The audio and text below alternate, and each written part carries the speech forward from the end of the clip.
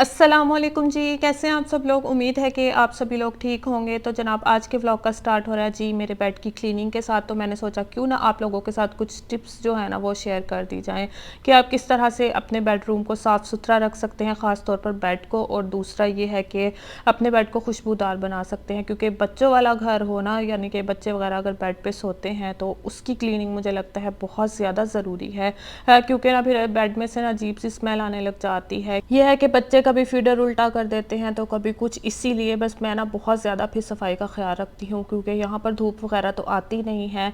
और फिर यह है कि अगर धूप वगैरह भी आपके बेडरूम में आती है ना, तो मैं तो कहती हूँ बहुत ज़्यादा अच्छी बात है। तो अपनी जो विंडो वगैरह है ना लाजमी ओपन कर दिया करें। यहाँ पर फ्लैट होते हैं तो अगर विंडो हो भी तो यह है कि धूप वगैरह कुछ भी नहीं आती है। इसीलिए बस मैं ना जो टिप्स कुछ है ना जो फॉलो करती हूँ वो आपके साथ आज शेयर करने वाली हूँ, किस तरह से आप अपने बेड को साफ़ सुथरा रख सकते हैं और खुशबूदार बना सकते हैं। अच्छा, एक टिप तो मैं आपको सबसे पहले ये दूंगी, आपने जो पिलो कवर चढ़ाए हुए हैं ना वो 2 से 3 होने चाहिए। उससे ये होगा कि अगर कोई चीज़ भी गिर जाती है ना तो अंदर जो पिलो की बेस है ना उसमें नहीं जाएगी, यानी कि रुई वगैरह जो भी होती है, तो एक तो वो गंदी नहीं होगी, दूसरा उसमें स्मेल वगैरह नहीं होगी। और दूसरी टिप आपके लिए ये रहेगी कि अगर आपने मैट्रेस वगैरह बिछाए हुए हैं ना तो उस पर या तो आप ये करें कि आजकल वैसे भी कवर्स आते हैं ना, सिले सिलाई मिल जाते हैं, एक तो वाटरप्रूफ होते हैं और दूसरा नॉर्मल वाले भी होते हैं। तो कोशिश करें कि आप वो बिछा लें, उससे एक तो चादर जो है ना आपकी वो कभी भी ख़राब नहीं होती है एक बार बिछाने के बाद।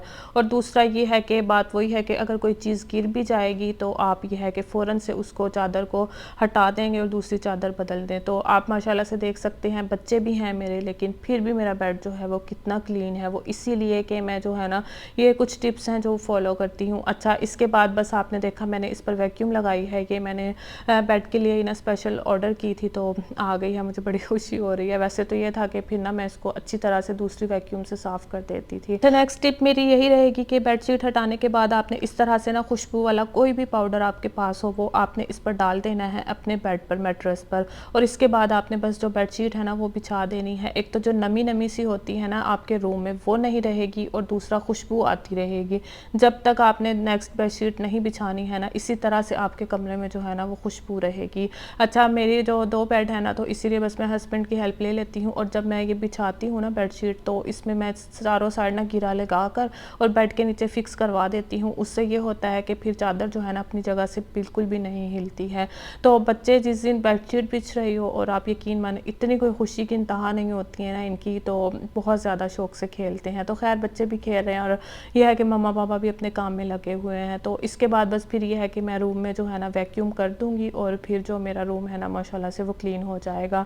और वैसे भी है, मुझे लगता है अगर बेडशीट जो है ना उसको ही सेट कर दो या चेंज कर दो ना, आपका जो रूम है ना वो वैसे ही बहुत ज़्यादा ना नया लगने लग जाता है। तो खैर जनाब, चैनल पर नए हैं ज़रूर सब्सक्राइब कर लीजिएगा, क्योंकि अच्छी अच्छी वीडियोज़ इंशाल्लाह आपके लिए आगे भी आने वाली हैं।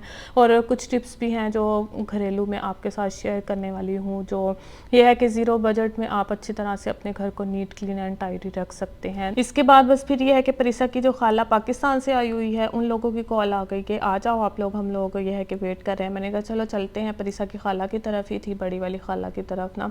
तो यहाँ पर बस ये है कि परिसा की जो खाला है वो खाने की तैयारी कर रही थी, तो मैंने सोचा कि चले मैं भी वीडियो बना लेती हूँ। तो ये है कि उन्होंने आज जो तंदूरी चिकन है वो बेक करना था, बहुत मज़े का बना था, बहुत ज़्यादा। तो अभी भी मेरे मुँह में पानी आ रहा है इसको देखकर, क्योंकि वाकई बहुत अच्छा बना था। और ये है कि उन्होंने क्या किया था कि एक लेयर ना आलू की लगा दी थी नीचे पोटैटोज़ की, और साथ में बस उसके ऊपर जो चिकन के पीसीस हैं ना वो रख कर और फिर बेक किया था, बहुत यमी बना था। तो इंशाल्लाह कभी हुआ ना तो मैं आप लोगों के साथ इसकी जो रेसिपी है ना उनसे पूछ कर ज़रूर फिर शेयर करूँगी। अच्छा, मैं भी ना यही करती हूँ कि अगर कोई चीज़ बेक कर रही हूँ ना तो इस तरह से वेजिटेबल्स वगैरह साथ रख दो ना, वैसे ही बहुत ज़्यादा मज़े की लगती हैं। ऑलरेडी मेरे चैनल पर हैं रेसिपीज़, अगर आप लोगों को चाहिए होगी तो जाकर आप लोग देख सकते हैं कि मैं भी किस तरह से ना ये है कि बेकिंग वगैरह करती हूँ। अच्छा, उन्होंने बस फिर ये है इसमें जो कसूरी मेथी होती है ना वो नहीं डाली थी, तो ऊपर ही लगा दी है। और मुझे ये टिप बड़ी अच्छी लगी है, इससे एक तो खुशबू बड़ी अच्छी आ गई थी इसमें, और ये है कि देखने में भी ना लुक बड़ी अच्छी आ रही थी कुक होने के बाद। तो बस इसके बाद कवर करेंगे इसको और बस फिर ये है कि छोड़ देंगे। अच्छा, परिसा के जो भैया हैं वो अपनी मम्मा की हेल्प कर रहे थे, और मुझे उन माँ बेटे को देखकर इतना अच्छा लग रहा था ना, क्योंकि अच्छा लगता है इस तरह से आपके बच्चे आपकी केयर करते हो ना, तो वाकई बड़ा अच्छा लगता है। तो खैर बेकिंग के लिए ओवन में जा चुका था, इसके बाद साथ यहाँ पर आप देख रहे हैं जो चिकन है वो अच्छी तरह से बेक हो गया है। तो साथ में बस रोटी वगैरह भी हम लोगों ने ओवन में ही गर्म कर ली थी। अब जो मज़ेदार सा हमारा तंदूरी चिकन है हम उसको इंजॉय करेंगे। आए जनाब, अगर आप लोगों ने हमें ज्वाइन करना है तो आप लोग भी आकर कर सकते हैं। तो खैर बस फिर ये है, कहीं पर चले जाओ ना इस तरह से खाना पीना तो क्या ही होता है, मिल बैठने का बहाना होता है और टाइम जो है ना आपका बहुत ज़्यादा अच्छा गुजर जाता है, क्योंकि यहाँ पर अकेले रहते रहते वैसे ही इंसान ना बहुत ज़्यादा बोर हो जाता है। तो खैर इसके बाद बस खाना पीना हम लोगों का यहाँ पर हो गया था। तो ये है कि अब जो ड्रिंक्स वगैरह है वो पीने का टाइम था, तो अब इसको इंजॉय करेंगे हम ये लोग। तो मैंने आप लोगों को बताया ही नहीं कि ना तो ये लंच था और ना ही ये डिनर था, आप लोग सोच रहे होंगे। तो ये हम लोगों का था जी ब्रेकफास्ट। तो नाश्ता था तकरीबन, ये हम लोगों ने सुबह में 7 से 8 बजे के करीब तकरीबन खाया है, इंजॉय किया है इसको और बहुत मज़ा आया। अच्छा, रात में हम लोग लेट गए थे ना, 4 बजे तकरीबन हम लोग वहाँ पर गए थे। तो परिसा की जो बड़ी खाला है उन्होंने कहा चलें अब बना लेते हैं। तो ये है कि मज़ा बहुत आया, बहुत ज़्यादा हम लोगों ने इंजॉय किया है। थैंक यू परिसा की खाला हमें इतने मज़ेदार सा जो चिकन है वो खिलाने के लिए।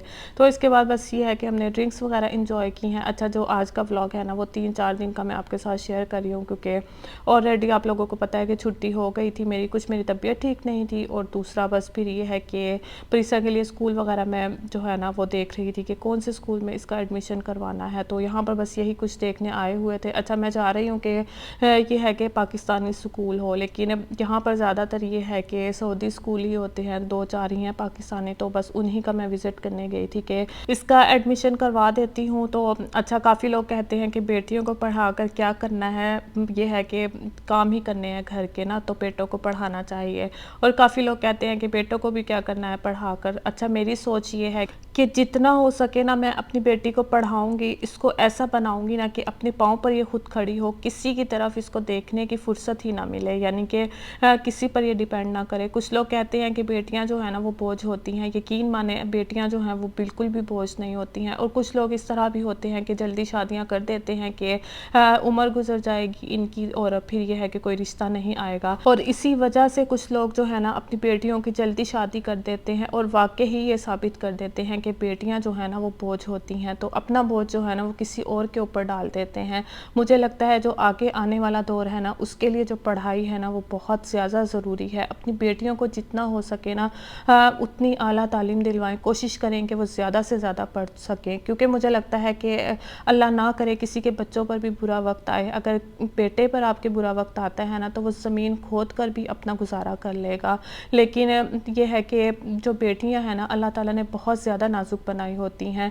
कहने में आता है कि बेटियां और बेटे दोनों बराबर हैं, वाकई ही होते हैं, लेकिन फ़िज़िकली मुझे लगता है कि बेटे ज़्यादा स्ट्रॉन्ग होते हैं, तो वो कुछ भी कर ना अपना गुजारा कर लेंगे। लेकिन ये है कि बेटियों पर अल्लाह ना करे किसी दुश्मन की बेटी पर भी कोई बुरा वक्त आए, तो ये है कि अगर उसके हाथ में कुछ हुनर होगा, कुछ पढ़ी लिखी होगी या कुछ अर्निंग करती होगी ना, तो ये है कि उसका गुजारा करना आसान होगा, मुश्किल नहीं होगा। और जो आने वाला आगे दौर है ना, जितनी कोशिश हो सके अपनी बेटियों को पढ़ाएं। तो इंशाल्लाह मेरी दुआ है कि मेरी बेटी जो है ना बस मैं उसको कुछ बनता अपनी आंखों से देख लूँ। मेरी बहुत ज़्यादा ख्वाहिश है, ख्वाहिश मेरी ये भी है कि तिहामी भी पढ़ जाए, लेकिन मुझे ये ज़्यादा होता है कि जितना हो सके ना मैं परिसा को पढ़ाऊँगी, और अल्लाह ताला ने चाहा ना तो मेरी जो ये ख्वाहिश है ना इंशाल्लाह वो ज़रूर पूरी होगी। और मुझे लगता है कि मैंने अपनी ज़िंदगी में कुछ भी नहीं किया है तो मेरी बेटी कुछ कर जाए, जो मैं नहीं कर सकी हूँ ना, जो मेरे ख्वाब थे या मेरी ख्वाहिशात हैं आज भी, तो मैं इंशाल्लाह वो अपनी बेटी पर ज़रूर पूरी करूँगी। और मैं आप लोगों से भी यही कहूँगी, अगर आपके बच्चे हैं ना तो आप अभी से उन पर तवज्जो दें, टाइम देना शुरू कर दें। कोई बात नहीं, जो टाइम गुजर गया है ना गुजर गया है, लेकिन आप कोशिश कर लें कि आपके जो बच्चे हैं ना, ख़ास तौर पर आपकी बेटियाँ, वो कुछ बन जाएँ और कुछ ये है कि अपनी ज़िंदगी के लिए ना आसानियाँ कर लें, क्योंकि आगे आने वाला जो दौर है ना वो मुझे लगता है कि बहुत मुश्किल है उसमें सर्वाइव करना।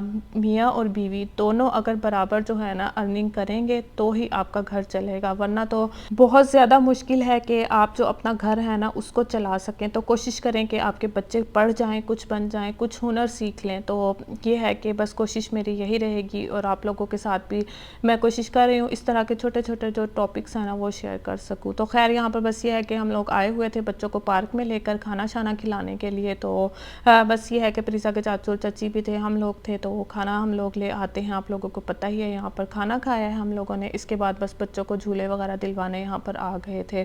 तो अब ये है कि बस बच्चे झूले लेंगे। इस तरह से ये है कि हमारी भी थोड़ी बहुत आउटिंग हो जाती है और दूसरा ये है कि बच्चे भी खुश हो जाते हैं। अच्छा, आजकल गर्मी जो है ना इतनी कोई ज़्यादा हुई हुई है ना सऊदी अरेबिया में ही ना पूरे में, तो मुझे लगता है कभी नहीं हुई जितनी इस टाइम हुई हुई है। तो थोड़ी बहुत देर हम लोगों ने बस यहाँ पर गुजारी है। इसके बाद गर्मी ने कुछ ज़्यादा देर बैठने नहीं दिया। तो अब यह है कि हम लोग जाएंगे घर। तो प्रीसा हमेशा की तरह अपने चाचू की गाड़ी में है। तो खैर, आज का जो व्लॉग है वो इतना ही था। पसंद आया हो तो वीडियो को लाइक करना है, चैनल पर नए हैं सब्सक्राइब करना है। अल्लाह हाफिज़।